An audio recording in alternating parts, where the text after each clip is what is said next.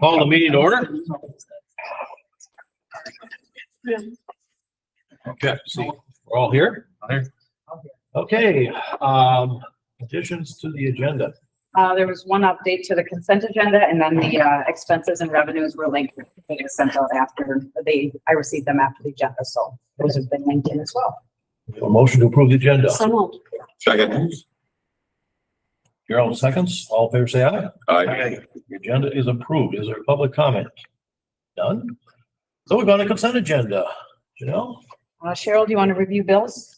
I did get a chance to go through the bills. It's all the preparations, getting ready for school to start. Woo! Yeah. Right. Otherwise nothing jumped out. Oops. Personnel wise, you're going to see a number of hires. We have had, we've had a few resignations, and then we've had hires that have come in on the backside. It is not abnormal at this time of year to have a number of paraprofessionals come in. We're always a little bit nervous kind of the beginning of August when we have unfilled positions, but it's really common for us to have late ads for paraprofessionals at this time of year. We are still looking for a couple of positions, but you're going to see some updated personnel items in there as well. Overloads, we only have one overload this year. Our art program has had just a really strong demand, and we continue to offer overloads in the art department. I've done a lot of conversation with Jesse and David, and this year they worked really hard to eliminate that we only have the one set of overloads, so that we're just really being smart in our scheduling, and it really has allowed us to be proactive in the planning. So thank you to the administration for that, and that's the overload that we have. And then you're going to see an updated community and pay scale. So those would be the consent agenda items, and I'll stand for any questions. I'll make a motion to approve the consent agenda as presented. I'll second.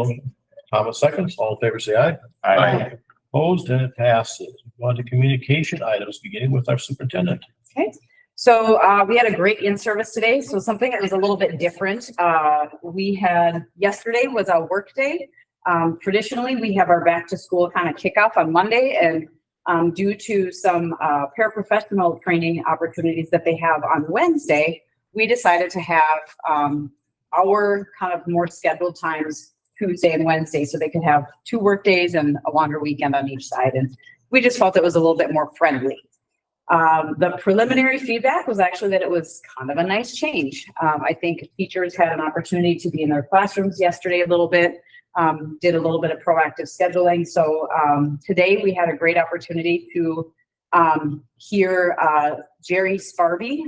He and a couple of colleagues, former colleagues, have started a company called Huddle Up. And it really is about making sure that we create opportunities in our classrooms and in our schools to ensure that all kids are seen and that there's no kid who feels invisible. And how do we do that? We do that through play. We do that through games. We do that through connecting with relationships. And our staff had a great opportunity this morning to hear them. And I think they're probably thankful that I wore my high heels, so we didn't have to do some hopping, whereas some of the other kids, they may have been hopping, but it was great. The staff were engaged, a lot of good conversation, laughter. It's so fun we ended up in the cafeteria, and Rick was there this morning as well, just giving a welcome on behalf of the board. And I mean, it was a tight space. It was a warm space, and the staff were still just incredibly engaged. So it was a great way to kind of come back to the start of the school year.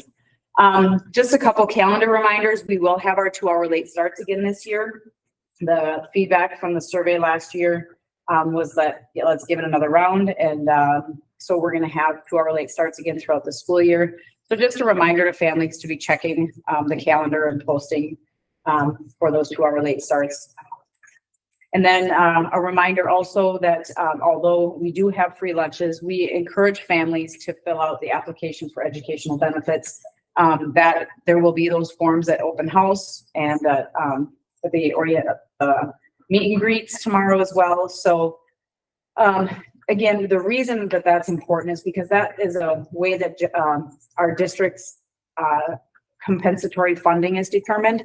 And we can't just necessarily bypass, we can access some additional funding if families qualify through the form versus a direct certification. So just a reminder to families to ask them to complete the application for educational benefits. We had 14 new staff members on the 20th of August.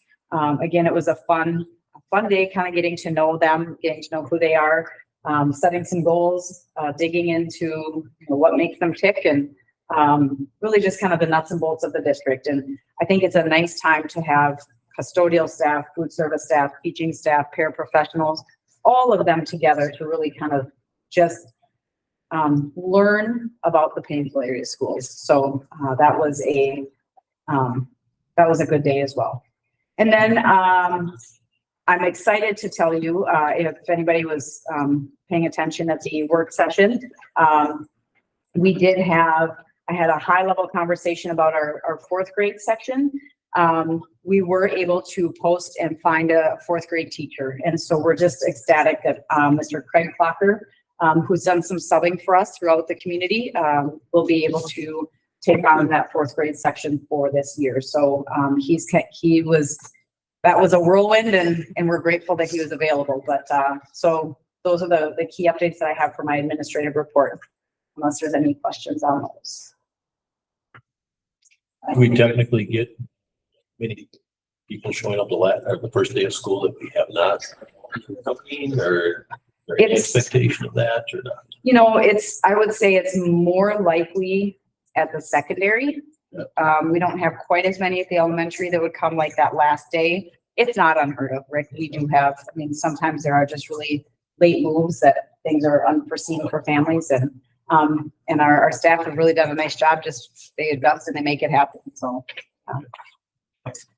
and then for the revenues and expenditures, I won't click on all of them. I will just show you that obviously, just a reminder, the revenues and expenditure format will be the same. This is going to have our preliminary budget. It's going to have everything through the end of July. So there's not a lot. You're going to see some areas that have nothing expended and nothing for revenue. So this is very early in the fiscal year, but I just wanted to draw your attention that they're there. And then as we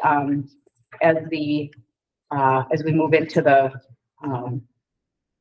fall and we have a final audit, then we'll some of those columns, the audited numbers. So not a lot to report there either, but I would stand for any questions on those. Questions? Committee reports. I know the policy committee has met, and we will be on the agenda later. The other committees meet? Staff development met a couple of times. Yep. Primarily just prepping for the beginning of the year. And then the bulk conversation with that, and then just looking at a brief moving forward in the year as far as all the exciting stuff. Okay, then we can move on to old business. So new business, we're going to start with looking at the handbook approval. We went through this 2 weeks ago, so we had a chance to look at the handbooks. I had a chance to move that on. I have not received any questions or comments. I know there were, I forgot to add the numbers, so I added the numbers, and but otherwise the content has been consistent. I'll make a motion to approve the 2024-2025 Paynesville area handbooks as presented. Okay. Second makes a motion. Gerald seconds. All in favor, say aye. Aye. Opposed? They are approved. Policy, first reading. This is a fun committee. You gonna take this one, Rick? We've met twice. There's a lot of them there. So, Jill, would you like to go through? Sure. And this is only the first reading, by the way. We're not approving them today. The first item we have on our policy committee meeting notes, that is extremely helpful to me. I don't know about everybody else, but it gives you a guideline what's going on in all the policies, because you can just get buried in them. Yeah. And I think that's been one of the, when we meet as a committee, that's where we start. And then we kind of dig into the nuances of whether there be language or whether there be content. But really this is, as you look at these in what is in red, that's kind of the biggest change or addition to the policy. So 102 is the equal opportunity. It really as the language to change discrimination definition, which is based on statutory guidance or statutory obligation and MSBA's guidance. So the policy committee recommended approving that with the changes as presented. The harassment and violence, oh, I forgot to make that red, so I apologize for that. There's an update to the familial status definition. Conversation surrounding recommendations from MSBA and having that through statutory changes. Most of those changes are, thank you, Miranda, are coming from just MSBA's recommendations when they review the changes in legislation. Why there are so many this year is because there was a lot of legislative language change. Okay. Drug-free workplace and drug-free schools. You're going to see that this adds a protection for persons in the Minnesota Patient Registry Program. It has no functional implication or change for us as a district, but in order to stay up with the policy, the recommendation is to change as presented. 419, the tobacco-free environment, possession of tobacco and use of tobacco. So what this does is this adds a smudging, which is a permissible activity. So smudging is a Native American ritual. And if there would be students that would have, that are of a Native American cultural background, we would work with an advisor and walk through that process. It is again, it's a statutory ad, and so it's something that we are required to address. So again, it's not been an area that's been incredibly prevalent for us, but keeping up to the statute. And I think it's important because I raised the question, we went through that that's not just that they just can't come in and do something, that they can only do it through an advisor or through a staff person. Yeah. So there are parameters, and it is a very prescriptive ritual. So it's not like it's something that somebody just walks in and decides, I'm going to burn sage and walk through the school. So, okay. And I use sage because that's one of the items. Okay. Policy 503, student attendance. There was a number of changes here, so I'm going to take just a couple of minutes to describe why that is. So through review of MSBA's policy and through, in comparison to our policy, there were a lot of structural changes, but there were also some areas that really were kind of unique and had additional definitions, such as excessive absence formulas. And so it was a little bit in conversation with the principals who really live and breathe this policy. It was a conversation of, does this make sense and in practice, and does it meet our needs? So both of the principals, myself, and the board committee, we all parsed through all of the recommended changes, the areas to incorporate, and what is presented here is a recommendation to keep the things that were really specific in Paynesville, that worked for Paynesville, such as excused absences. You know, what are the things that are excused versus unexcused? Because they really have worked for our community and our student body, and it's really been I think a policy that's given clear guidance versus having some absolute no's. And when we talked through that process, we cleaned up the language, made it more consistent, but also kept it specific to Paynesville where it was appropriate. So that's where those bigger changes are. But now we are more in alignment with some of the statutory language and the recommendations of MSBA, in addition to maintaining the nuances of Paynesville area schools. And I think the staff, as far as Cassie and Jesse, they made it easy to go through that when she did that first. Your staff did that first, so thank you. Student discipline. The biggest changes here was adding unscheduled student removal provision. We were required to address when students could be removed.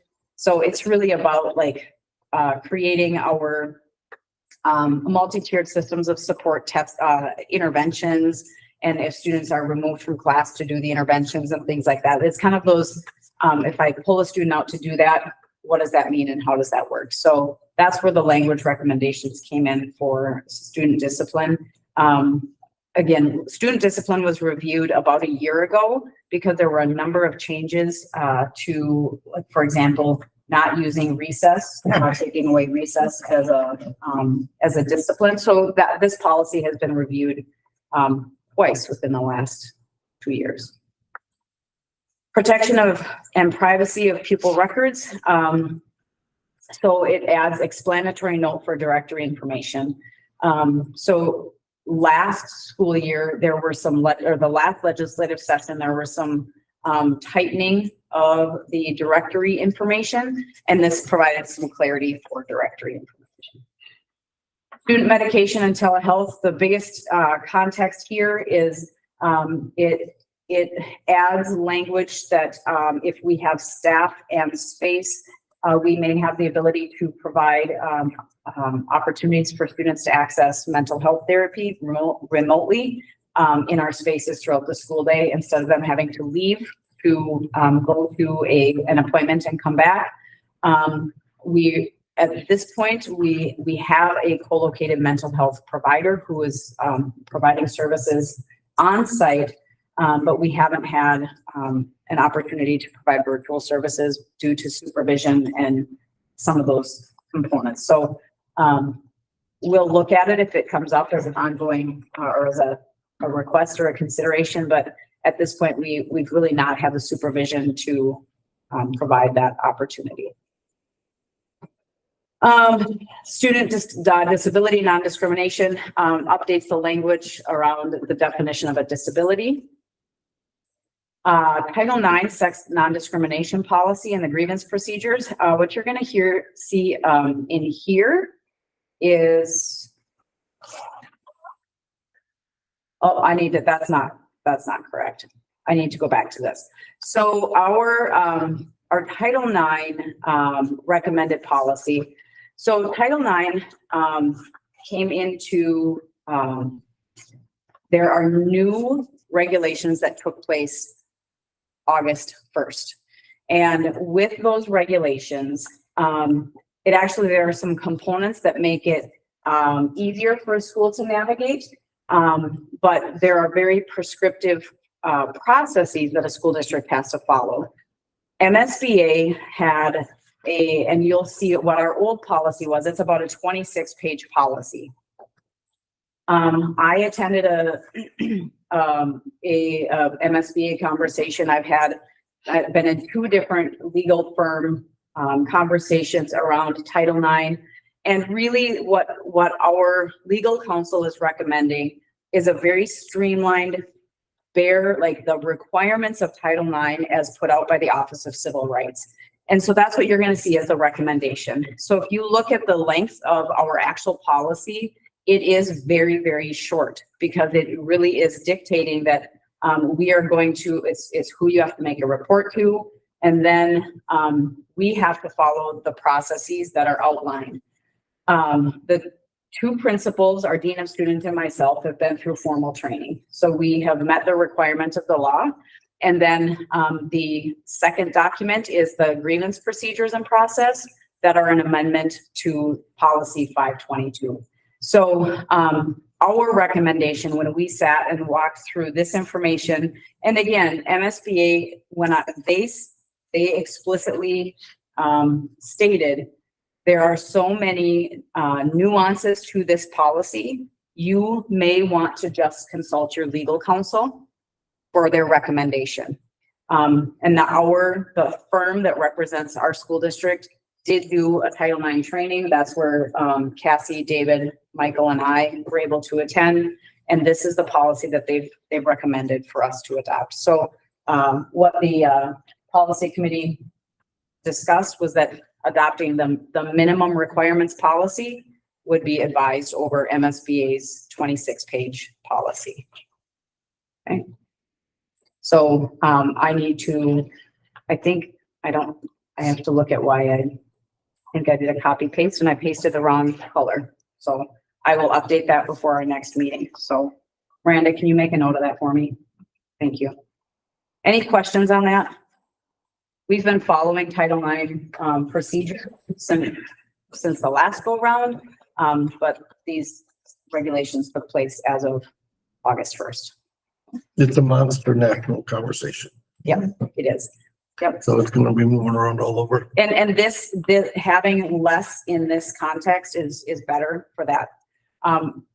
Functionally, it doesn't mean a lot for Minnesota, particularly because the Minnesota Human Rights Act already has protections and provisions that we're obligated to follow. So in practice, there's not a lot of change for us.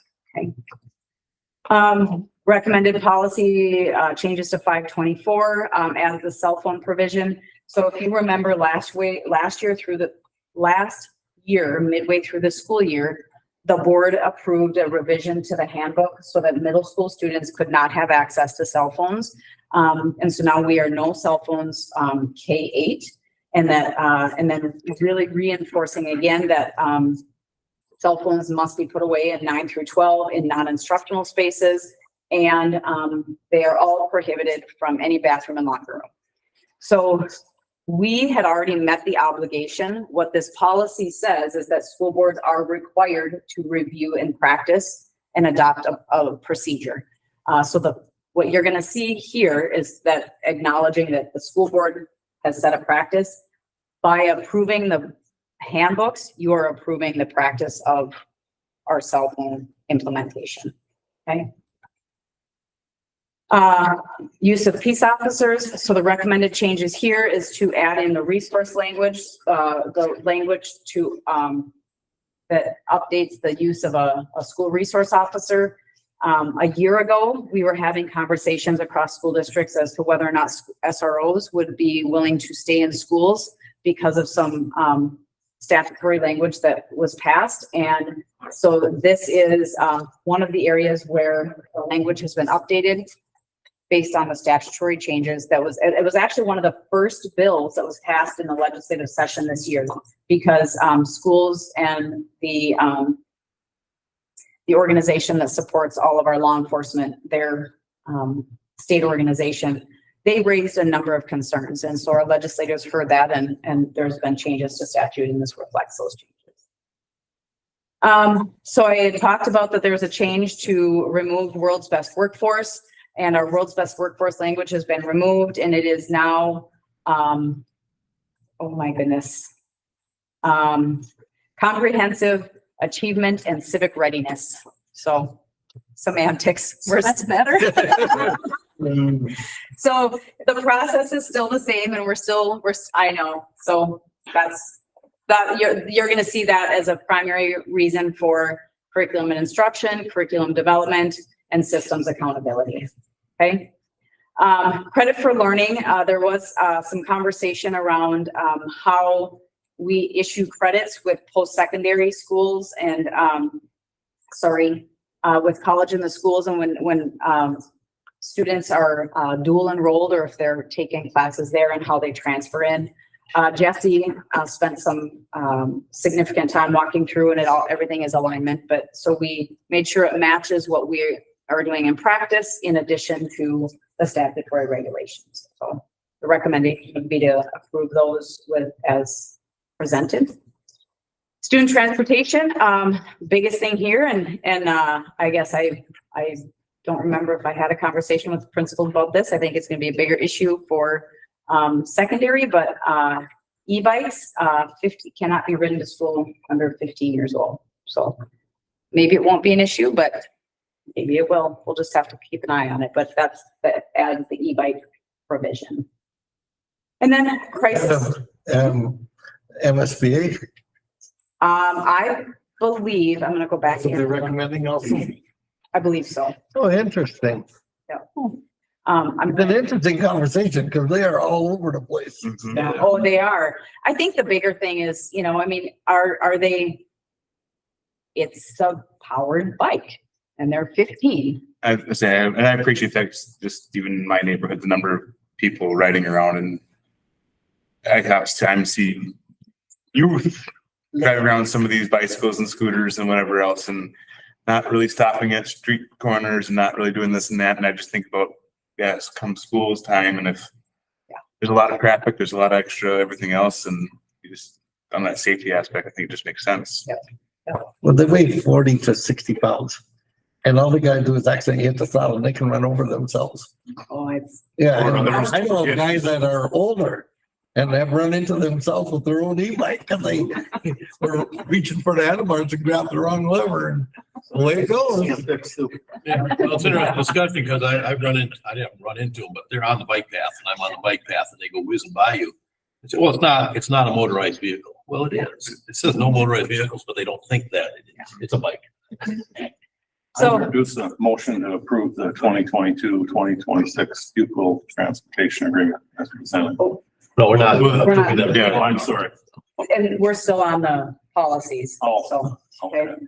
The crisis management policy, really the biggest piece here is we're reviewing, and you're not going to see it public, but we are reviewing the addendums that go with the crisis management as well.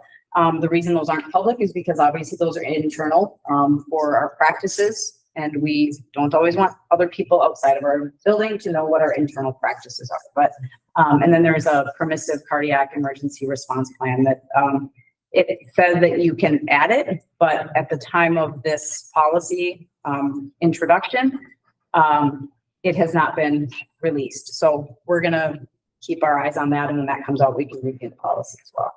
So again, there were a lot and there's a lot of conversation, but I would stand for any questions. Otherwise, we'll just let them be in the board. Yeah, the second meeting, our full meeting in September, will be approving these. Correct. Yes, here. Not like a question, then not the policy, but go back to that student. Is there gonna be communication to families about that? Open house, I know open house is like tomorrow, Yeah. but I think, or do we wait until we start? And then I feel like an advanced level of some type of announcement to families would be beneficial, because if there's families already making plans that their child will ride this scooter to school, Yeah. Yeah. And what's the difference, I guess, difference between a scooter and a bicycle versus like, I know it gets complicated, but just some type of level. of Yeah, even if you put it out there someplace, you can always go out, fall back on it and say, well, we did put it out there. You didn't see it. You didn't put it out there. I think I'll It's circle technically it back. not a policy yet. Correct, that's. Yeah, so we gotta. And that's what I was, I guess, not a policy yet either, but I think, it is the intent that the policy will be adjusted, Right. and this is the. so I think, if it's acceptable with the board, I'd like to circle back with, David and Jess, with, Jesse. Apparently Cassie's not here anymore. So I'll circle back with Cassie and Jesse and kind of talk through what they're seeing and how they know their student body, of which ones are typically bike riders, and kind of go from there. So if that's, and then we can circle back if needed, and I'll trust their judgment of whether it goes in a newsletter, or if they do, have parent teachers put it in a communication. I think it'll kind of depend on the students. Or Maybe it's coming soon. Yeah, could be. And we Could can be. put it on the Facebook page too. Yep. And it's just a- Any other questions about policies? Let's move on to public transportation services agreement, which our committee has met. Yep. So the biggest thing here is, the only thing that changed is the last 2 years of this agreement had not been spelled out. So this just really finalizes the last 2 years of the agreement for 24-25 and 25-26. Any questions on that? I'll make a motion to approve the 22-26 pupil transportation services agreement as presented. Motion. I'll second it. Rachel, seconds. All in favor, say aye. Aye. Opposed? It's passed. Resolution to change HRA plan year action. Can you describe what we're doing? Yes, absolutely. So, our HRA plan, used to be, fiscal year, and it did not align with our insurance year. And so in order to make a change, am I saying that right? The fiscal year to the insurance, Yeah. they did not align. Okay, so we had overlap of when people were applying or changing their insurance year, and it didn't align with the HRA plans. So the reimbursement arrangement. So this, in order to make that change, we had to make a formal resolution to change it, to have it in alignment. So that's what this does. Yep. And this is something that our deputy business manager has been working with, our benefits people and our insurance. And I know that Miranda's had a conversation in this too. They work with our staff on a regular basis, navigating these pieces, and this seems to make the most sense. So that would be the recommendation. Any questions? Did you read the whole resolution as written? I think you can just Cap it off. read the bold, Okay. yep, the bold. So make motion, we approve the resolution and addendum to the Paynesville District 741 Integrated HRA Employer Adoption Agreement, which is making the resolution to change the plan year. I'll second. Okay, so take a roll call vote. Gerald, Yes. Ron, Aye. Rachel. Aye. Rick, Aye. Thomas. Aye. Cheryl. Aye. Bruce. Aye. It passes. Okay. And myself here, memorandum of understanding of school resource officer information. So what you're gonna see is just it's a memorandum of understanding that, I signed with the city council, just essentially outlining what the roles and responsibilities are of our SRO. This has been in existence, but it's been very, lax, and it's been a number of years since we brought that up to speed. So, Chief Wagner and I sat down and talked through this, and it aligns with the statutory changes, and it just brings us up to speed. So, it does not require board action, but I just wanted you to be aware, that we do have a formal agreement with our police department. Yeah. Okay. Any questions? Community education job description review. Okay. So what we found is that throughout the course of, staffing the PAC and, having a new space that we've really needed to provide some clarity around job descriptions, because they aren't what they were back in the day. And the way that we support that needs to look different. And so, Chris really has provided some, opportunity or some structure to an assistant, PAC assistant job description and a supervisor job description. And, in my opinion, they make sense, to really provide some clarity and definition. And we didn't have them in the past, so they would need to be board approved. Okay. Is there a motion? I make a motion. Cheryl moves, second. Second, are there any questions? I didn't ask. Any questions? All in favor, say aye. Aye. Opposed? It passes. Fee schedule. Okay. Change on the fee schedule is the adult lunch costs, because when we get the federal rates, we have to adjust the adult lunch costs. So there's a change to the adult lunch. Make a motion to approve the fee schedule as presented. I'll second it. Discussion. I'd like to just say one thing. When I read it, I thought it was pretty decent that we kind of stay here. There's a lot of things going on right now that are tough on families. And there's a lot of these fees could be difficult if we change so much. So I appreciate staying right where we're at for a while. Okay, all in favor, say aye. Aye. Opposed? It passes. Upcoming meetings. Okay, SAP, is just a reminder, it's the former C, so they've changed the name. But they are, in this transition year, and we'll see how it goes, but that first meeting is coming up in September 4th. And then West Central Ed, one thing I'll make a note is we were going to be virtual, but it will be in person. All right. Okay. And then you'll see the work sessions, advisory committee, that's community ed, no, your community ed advisory. That's right. That's right. And then our school boards. Okay. That takes care of our agenda. Is there a motion to adjourn? So move. Second. I'll second. All in favor, say aye. Aye. Passes. Thank you. Thank you. Cheryl, I have a question on these forms. Yep. Did you all sign them? Yes, you did. Sign them in the wrong